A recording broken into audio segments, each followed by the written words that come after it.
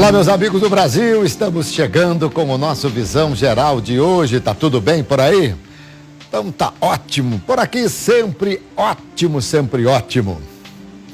Eu vou te fazer uma pergunta e quero saber quantas vezes você já fez essa pergunta ou quando era garoto ou garota, quantas vezes você ouviu essa pergunta. O que é que você vai ser quando crescer? Grande, claro, né? Pois é. Brincadeiras à parte, é uma pergunta muito comum. O que é que você vai ser quando crescer? O programa de hoje fala sobre profissões.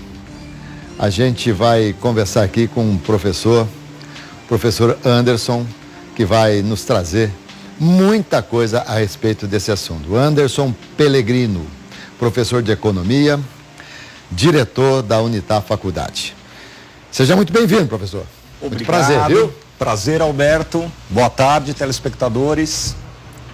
Muito bom, muito bom. Já gostei da voz. Você é locutor também, não? Olha, por enquanto não, mas futuramente, né? Se o mercado de trabalho oferecer uma oportunidade nessa área, por que não, né? Faça isso não, professor. É mesmo?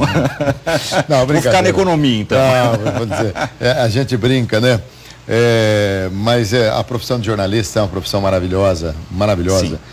Eu tenho um amigo que costumava dizer que o médico, ele salva uma vida por vez, o advogado defende uma causa por vez, o professor ensina uma matéria por vez, o jornalista com uma frase, com um comentário, ele pode mexer com milhões de cabeças. E destinos, e mais do que isso até, né? É verdade. Então é uma profissão realmente importantíssima, importantíssima. Sim. E que requer também, como todas as demais, muita responsabilidade, né? Muita responsabilidade, compromisso com a ética, né? Com a verdade. Exatamente. Bom, professor Anderson Pellegrino, deixa eu falar um pouquinho de você aqui, economista e mestre em História Econômica pelo Instituto de Economia da Unicamp. Doutorando em Desenvolvimento Econômico, atuou na área de operações internacionais da Natura Cosméticos e também no Sebrae. Atualmente é consultor, palestrante, professor da Inova Business School, da Exanc e da FGV. Diretor da Unitar Faculdade. Perfeito. Tá certo? Isso mesmo. Lá atrás, quando lhe perguntavam o que você vai ser quando crescer, o que você respondia? Olha, na adolescência passei por várias fases, né? Olha, quis ser cineasta, quis ser fotógrafo, quis estudar matemática, história, fiz faculdade de história, não concluí o curso, mas cheguei a entrar. E finalmente, já naquela fase dos 17 anos, né? Acabei optando pela economia. Gostava muito de história e gostava muito de matemática ao mesmo tempo. E aí, numa conversa informal, que era o melhor que a gente conseguia ter há 20 e tantos anos atrás, né? Um professor me disse, olha, matemática e história, onde você tem fortemente essas duas áreas é na economia. Sim. Ela bebe dessas duas áreas para formar seus conceitos e análises. Aí foi a economia, bacana. E prestei o vestibular para economia. Mas completamente imaturo, né, Alberto? Sem grande informação, sem grande acesso a profissionais que já atuavam na área. Deu certo, mas eu vamos dizer, não só me adaptei, mas me encontrei nessa área como profissional, como estudioso, enfim. Mas não é uma regra, né? A gente tem N casos aí de gente que não se encontra. Anderson, né? O que é que leva as crianças a responderem a essa pergunta com uma determinada profissão, às vezes eles nem falam profissão, eu quero ser o homem que faz isso e tal. O que é que leva a criança a essa resposta? É alguma coisa que vem da família, é um gene familiar, é uma profissão do pai, alguma coisa assim? Eu acho que assim, durante a infância e mesmo na pré-adolescência, o que influencia fortemente primeiro, a própria estrutura familiar. Pais médicos, pais engenheiros, bem-sucedidos, eventualmente satisfeitos com a profissão, orgulhosos daquilo que fazem, vão influenciar enormemente a decisão daquela criança. Um segundo aspecto é aquele deslumbramento infantil, né? Então, ainda na fase da infância, tem o bombeiro, né? Tem o jogador de futebol. O jogador de futebol agora também está muito em alta, né? Sim, sim. Mas o bombeiro talvez seja a profissão mais escolhida pelas crianças quando sim, respondem. sim. Eu já, em algum momento lá atrás, criança quis ser bombeiro. E por que razão? Por que o bombeiro? Olha, teríamos que entrar na psicopedagogia, provavelmente, mas o bombeiro ele chama atenção pelo carro, pelo heroísmo, pela sirene, pela luz, né? Eu tenho meu pequeno de 4 anos, ele só fala no bombeiro o tempo inteiro. Passa o carro do bombeiro, ele acena, dá tchau, a gente já levou ele lá no corpo do bombeiro do Taquaral. Então, tem o deslumbramento da máquina, do equipamento, de apagar o incêndio, do uniforme, né? Tem todo esse glamour aí, tem né? um glamour que dá uma formatação de herói à criança. E é importante, né? Tudo bem que talvez essas perguntas estejam muito mais ligadas à psicologia mesmo. Provavelmente, né? Mas você, pela experiência que você tem, porque nós vamos falar de profissões, você acha importante que os pais alimentem os sonhos da criança a partir do momento que ela começa a entender e falar? É importante isso? Sim, eu acredito bastante nisso, Alberto, porque primeiro você está deixando a criança livremente fazer escolhas, opções e sonhar com o futuro. Segundo, você está estimulando a criatividade dela, porque ao se imaginar um bombeiro, ele também está se imaginando salvando vidas, apagando incêndios, dirigindo um carro, e a gente sabe que hoje o estímulo ao desenvolvimento do pensamento criativo ainda na infância é um dos determinantes de sucesso e realização profissional depois na vida adulta, em fases posteriores. Então essa fase é uma fase lúdica, de sonho, de criatividade, e eu, como pai, inclusive, falo, não como especialista, mas como alguém que vive isso, acho, e leio a respeito, acho vital que a gente realmente libere e até estimule essa imaginação, essa criatividade, essa coisa do lúdico. E você leva seu sonho. filho para ver alguma coisa? Já foi a uma corporação, ao corpo de bombeiros, alguma coisa? Sim, já fomos, né? Ali no Alto Taquaral, ali perto da Caixa d'Água, tem o corpo do bombeiro. Nós residimos ali perto, né? Então, passávamos na porta, eventualmente, dava tchau, e um dia eu encostei o carro. Olha, a gente pode entrar para visitar porque ele adora. E fomos muito bem recebidos. A corporação, eles são maravilhosos. São maravilhosos. Entramos dentro, ele pôs o capacete, sentou no carro do bombeiro. Olha, e até hoje é uma experiência que ele. E você alimenta isso nele? Quando ele fala que quer ser, você. Ah, sim. Eu falei, então, filho, fique preparado. Se identificar um incêndio, já sabe, hein? Tem que estar pronto, tem que ligar pro bombeiro, ele vem, você ajuda ele. Ele faz a imaginação toda em cima, né? Ao longo da vida, não sei se existe uma estatística, as pessoas comumente se tornam na vida adulta aquilo que queriam ser quando criança, não? Olha, acontece sim, né? Eu não consigo te dar números a respeito, né, Alberto? Mas muita gente começa a sonhar ainda na infância, carrega isso e isso acaba se transformando, se não naquela profissão propriamente dita, mas em algo correlato, ou dentro de uma mesma área, né? Então ele é apaixonado por história, então desde a infância que ele vibra com a história do Império Romano, ele gosta, né? Eu de pequeno eu gostava de ler aquele gibi do Asterix, né?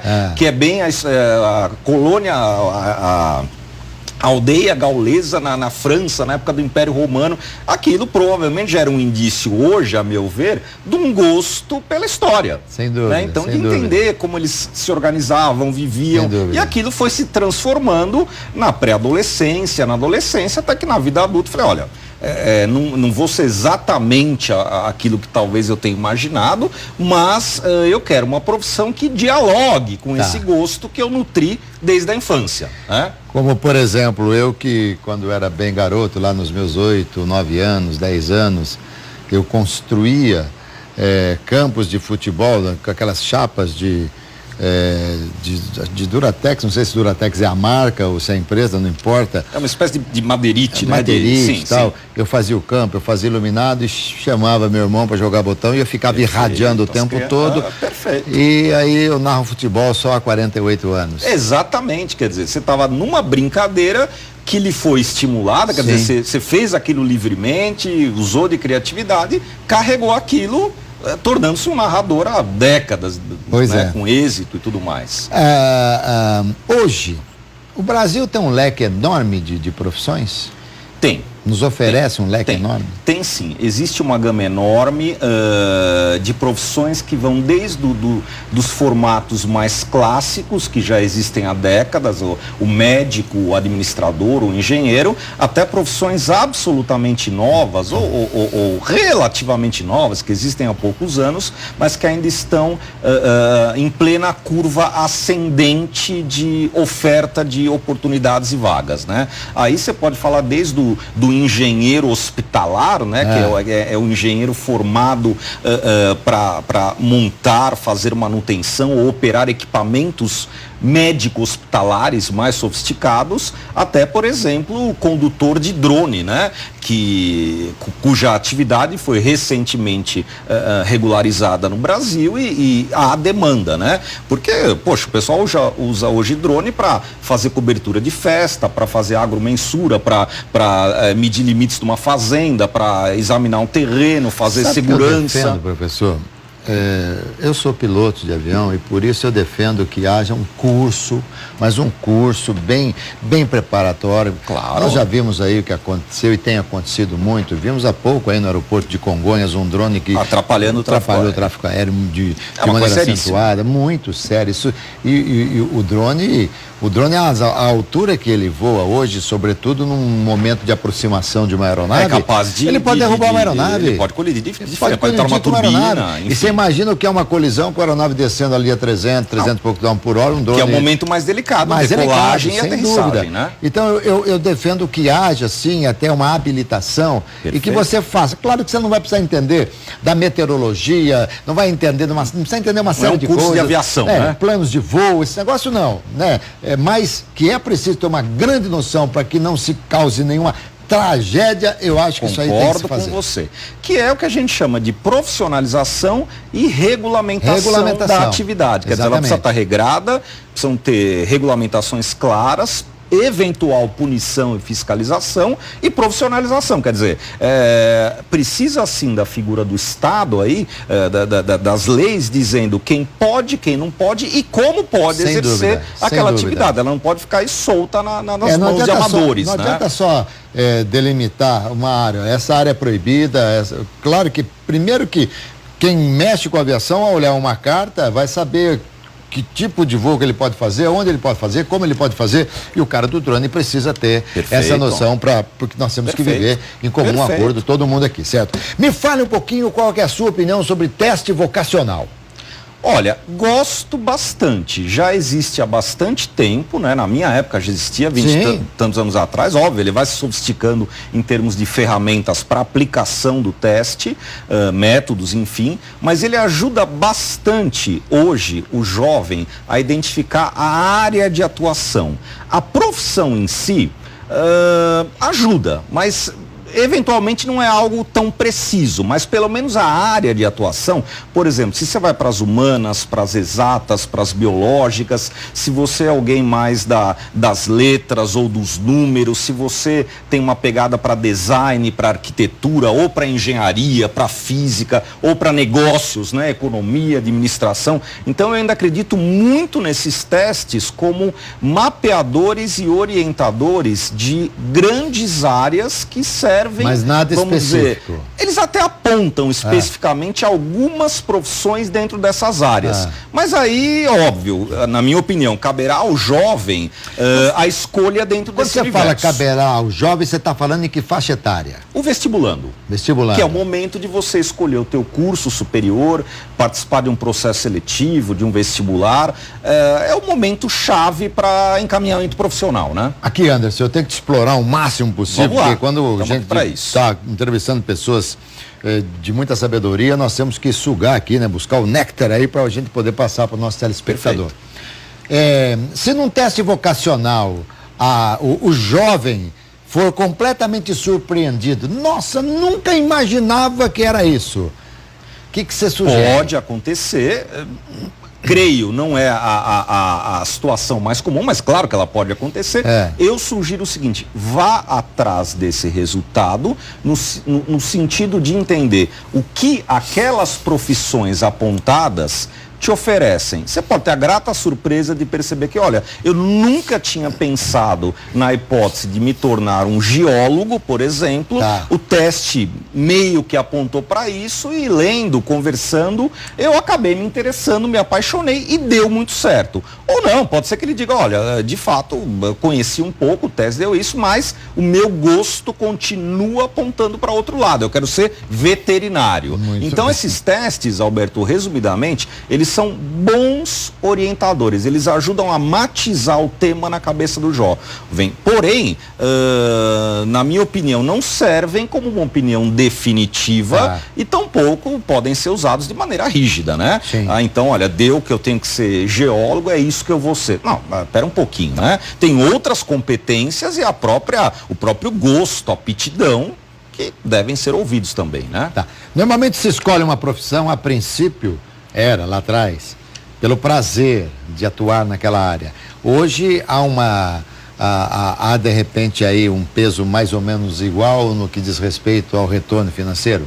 É porque hoje, muito mais do que no passado, provavelmente, Alberto, o prazer está vinculado ao retorno financeiro. Então é muito comum que os jovens olhem e digam, isso dá dinheiro ou não dá dinheiro? Então eu me lembro, na minha época de escolha de vestibular, e nem faz tanto tempo assim, né? Não estou falando de 100 anos atrás, né? 20 e poucos anos atrás, olha, óbvio, tínhamos a preocupação financeira, mas tinha muito também aquela história do, pô, será que eu gosto? Será que eu me vejo nessa profissão?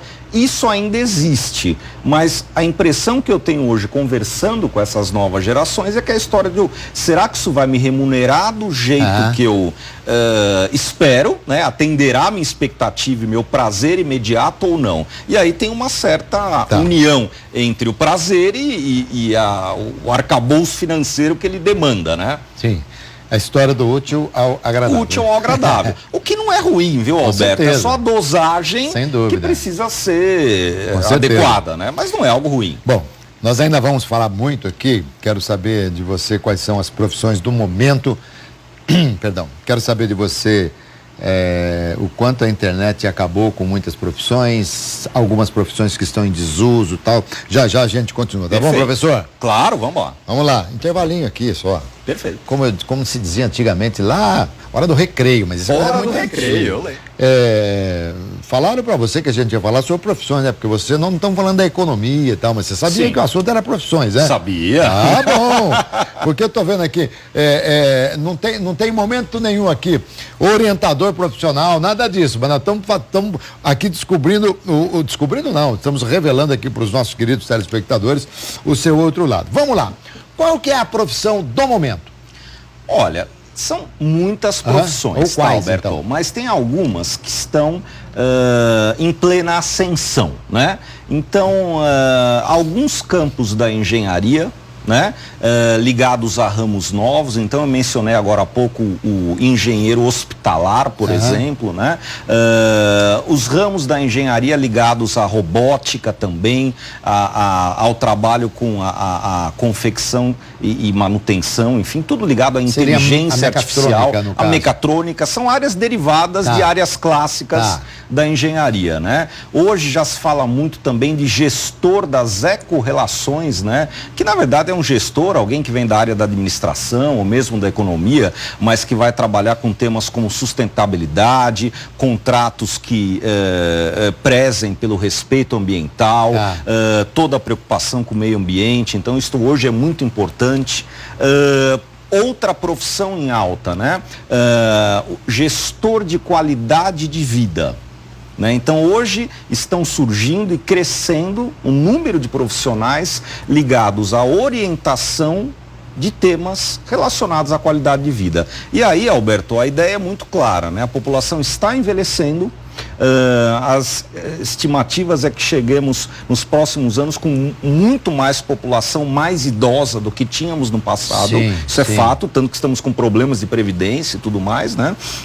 E isso demanda um novo campo, quer dizer, como é que eu cuido da minha carreira hoje para ter uma velhice, que é o que tudo indica, será maior do que a dos meus pais, avós ou bisavós, enfim, com uma boa situação de saúde, uma boa situação financeira, né? Um bom planejamento que tem que acontecer hoje, na verdade, né? E não daqui a 30 ou 40 anos, quando eu estiver aposentado, né?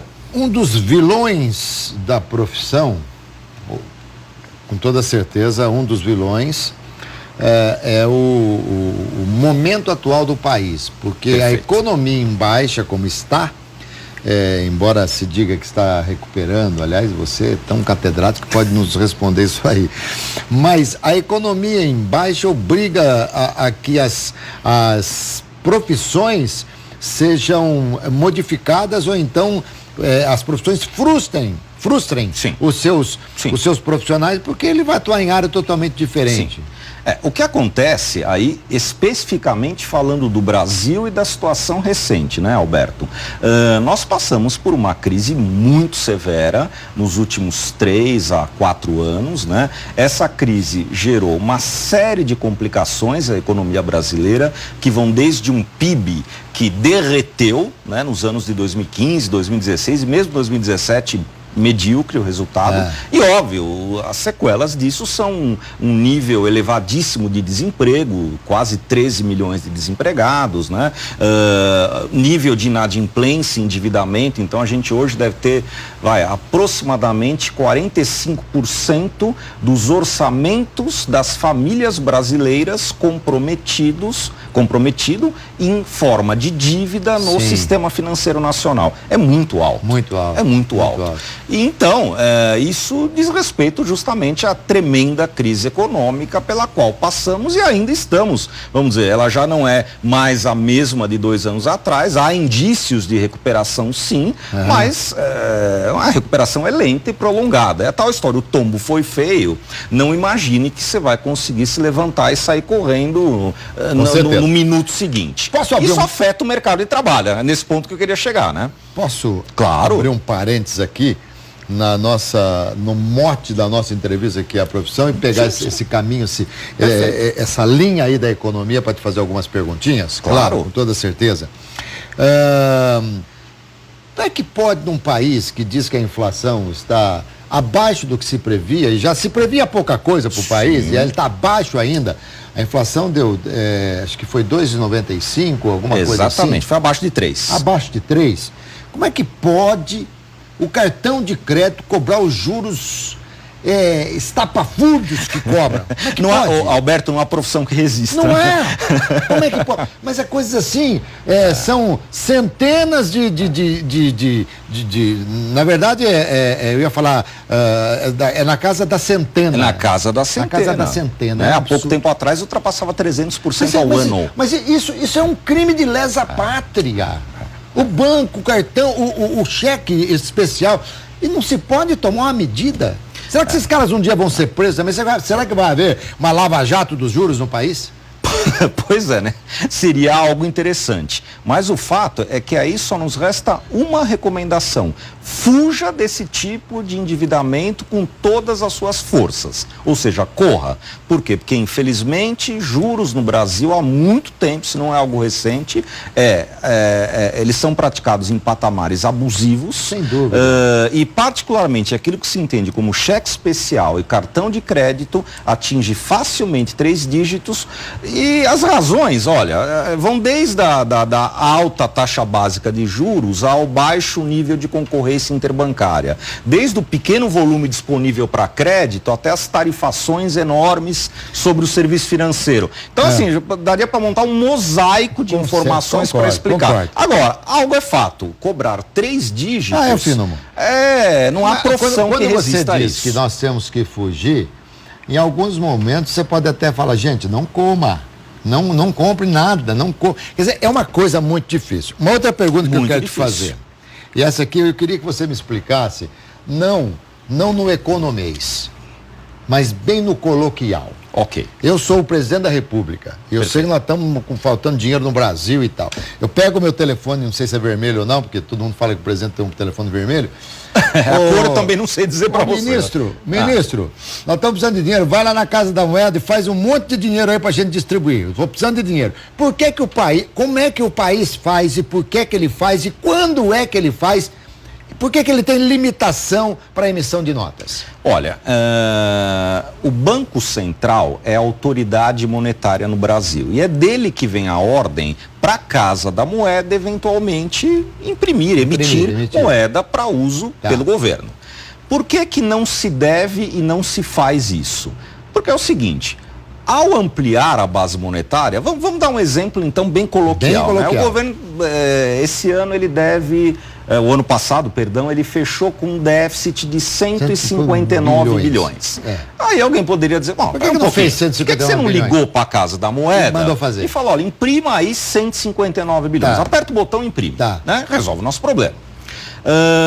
Se ele fizesse isso, a única coisa que ele conseguiria é, inflacionar a economia, mais dinheiro em circulação, mais crédito e maior chance de inflação. E 2, ele desvalorizaria a moeda. Então eu dormiria com R$3 valendo $1, no dia seguinte R$4 ou R$4,50 ou R$5 passariam a valer $1. Por quê? Porque ele imprimiu moeda sem receitas em caixa. Ele simplesmente jogou, como se diz, mais papel na economia. Quais são em caixa que ele tem tributação, por exemplo, né? O Tesouro, ele tem que ter uma contrapartida, que no passado chamava-se lastro, né? Quer dizer, uma reserva de valor em caixa ou a receber para poder, na contrapartida, devolver esse valor à sociedade. Se ele não tem, ele está só jogando papel. Bom, vamos fechar apertando o botão, não sei se eu fui claro, mas está jogando papel. Fechar o parênteses, voltar para a nossa entrevista aqui, porque se eu fosse presidente da República, o dólar estaria super valorizado, porque eu ia fazer dinheiro à vontade para dar dinheiro pro povo aí, pro povo poder gastar. A gente fez muito isso, hein, Alberto, nos anos 80, nunca se esqueça. E foi nesse período que chegamos ao triste nível de 1000% de inflação ao ano.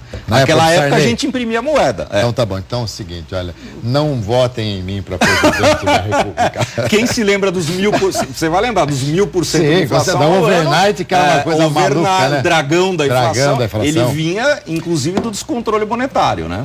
Vamos aí falar algumas profissões que estão perdendo espaço. Olha, aí eu vou cutucar um pouco mais, Alberto. Eu não acredito muito em profissões que estejam perdendo espaço, mas sim em profissionais. Porque é um pouquinho diferente. Vamos dar um exemplo claro.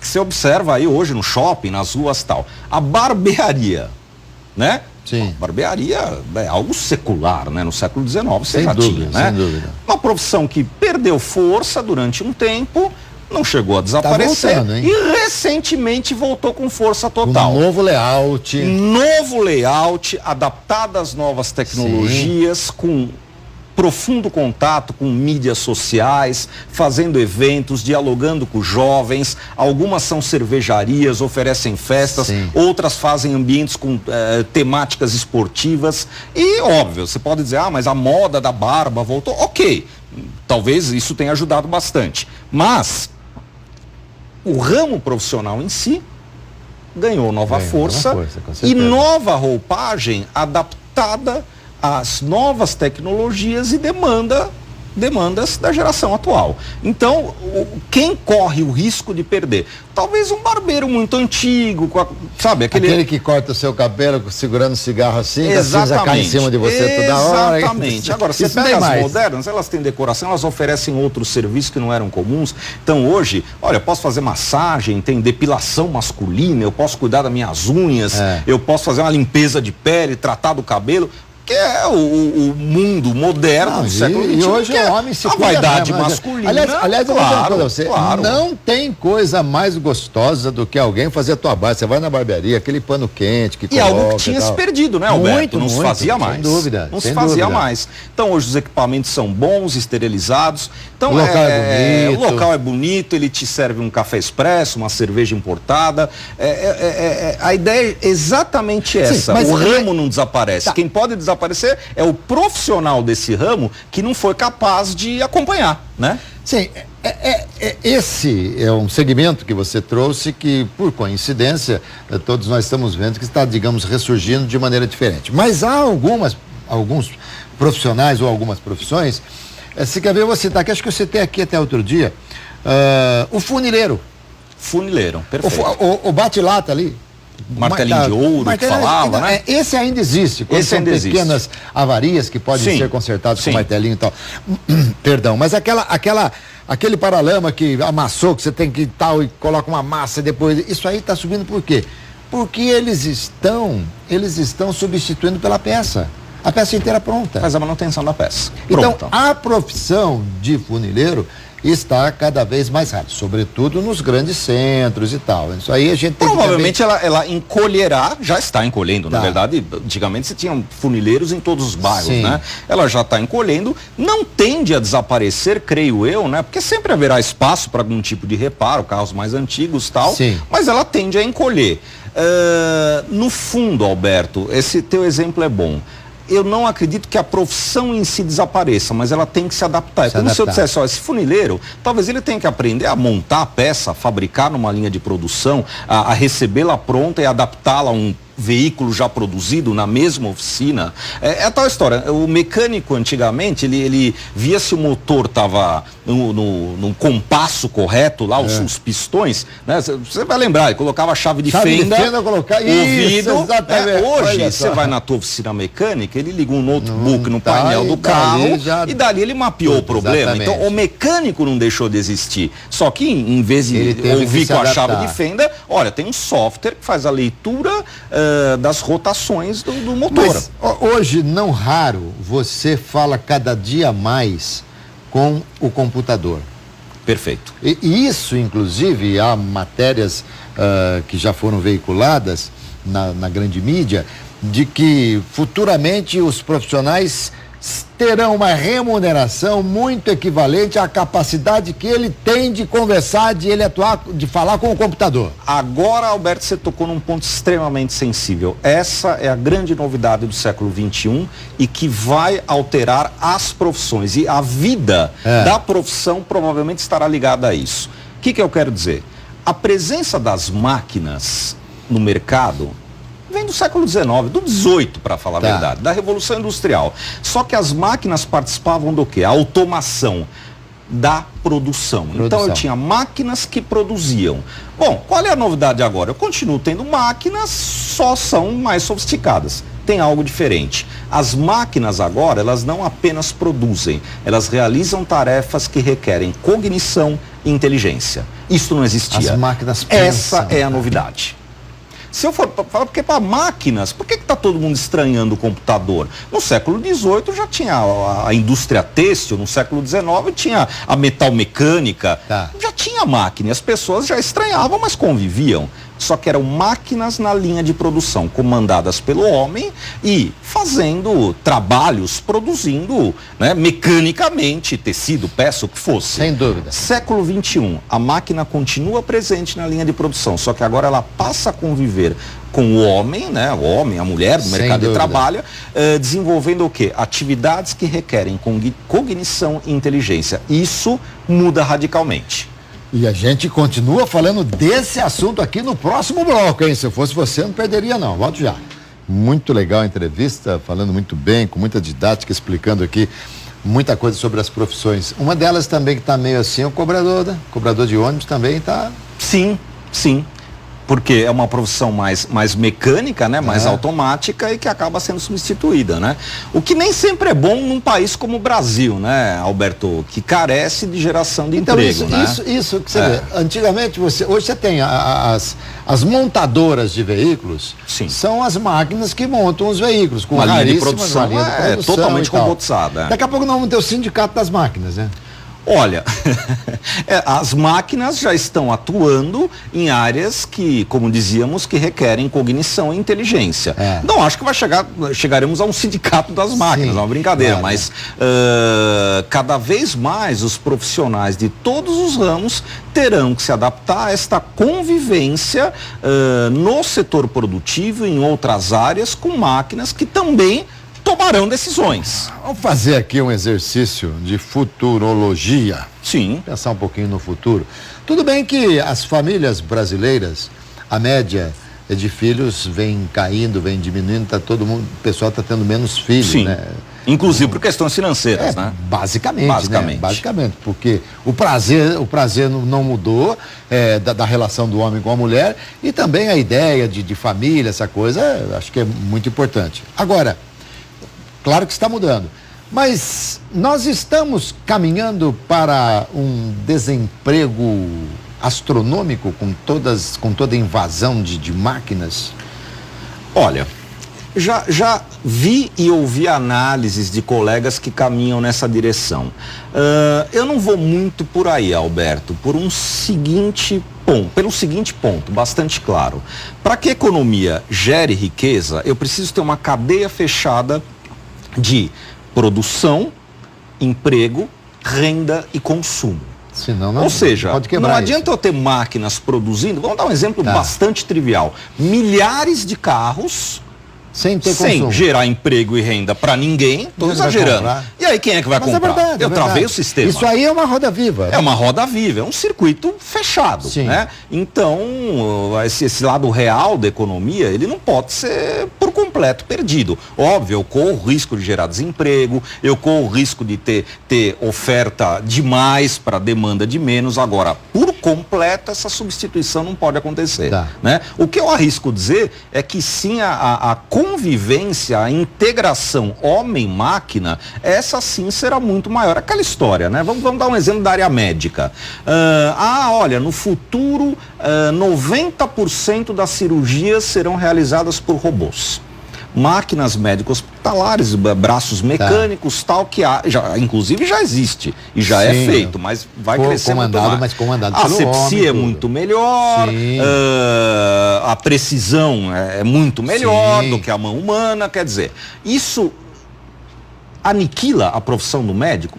A meu ver, não. Só que exige que o médico agora não apenas tenha as suas competências tradicionais, que é o entendimento das biomédicas e tudo mais, do ato de operar, mas também saiba conviver e operar e comandar um equipamento, talvez junto com um engenheiro hospitalar ao lado, algo assim, que permita uma operação de êxito. Quer dizer, ele está presente, ele ajuda a diagnosticar, ele comanda a máquina, mas ele só não está na sala de cirurgia olhando para o paciente. E também é o seguinte, se acontecer algum erro médico, ele vai reclamar lá com o robô, que eu não fui eu. Pode acontecer também. Brincadeira, né? Força de expressão. Mas eu acho esse um exemplo feliz, porque eu não vejo que a profissão de médico estará em xeque. Eu acho que não. Eu acho que o robô ele vai ajudar no diagnóstico, ele vai fazer a operação e o médico está ao lado, né? E eu também espero que a profissão de narrador de futebol não acabe, né? Embora eu ache que cada vez menos nós vamos ter narradores esportivos no rádio. Cada vez mais teremos na televisão.